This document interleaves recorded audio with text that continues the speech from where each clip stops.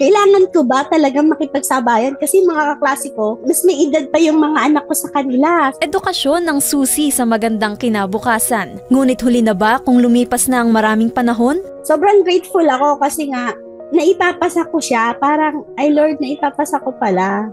Kaya ko pala. Yan ang graduating education student na si Marisa Swan mula sa Dalubhasa Politekniko ng lungsod ng Baliwag sa Bulacan. Nagpakita siya ng dedikasyon sa pag-aaral sa edad na 51. Kwento ni Marisa, taong 1989 nang huminto siya sa kanyang pag-aaral. Nung nag-high school ako, hindi na ako talaga makakapag-college. Kasi alam naman natin, yung edukasyon ng araw, kailangan mong may babayaran talaga sa school. Tapos yung uniform, sino magpo-provide dun sa akin? So talagang wala. Kaya naman ngayong nagbalik-aral siya at malapit nang matapos ng kolehiyo, todo support sa kanyang pag-aaral ang kanyang asawa at 3 mga anak. Sabi nila, Ma, di ba gusto mo mag-aral? Sabi ko, oo naman. Way back 1989 pa gusto ko na mag-aral after ko nung high school.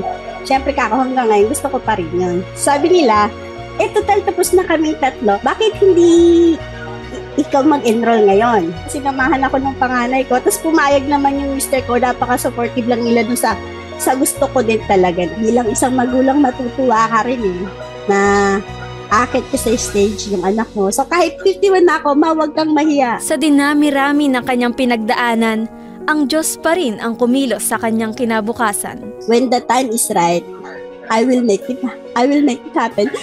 Thank you, Lord, kasi nandiyan palagi yung word mo. Hindi batayan ang edad o kasarian para mangarap at magtagumpay. Kapag ka po, yan yung gusto ng heart mo, kasi binigay yan sa'yo ni God, gagana po yan, gagana lahat yan. Huwag kang mag-alinlangan.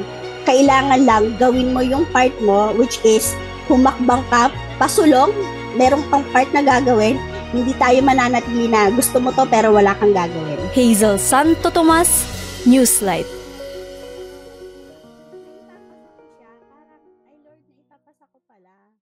Kaya ko pala.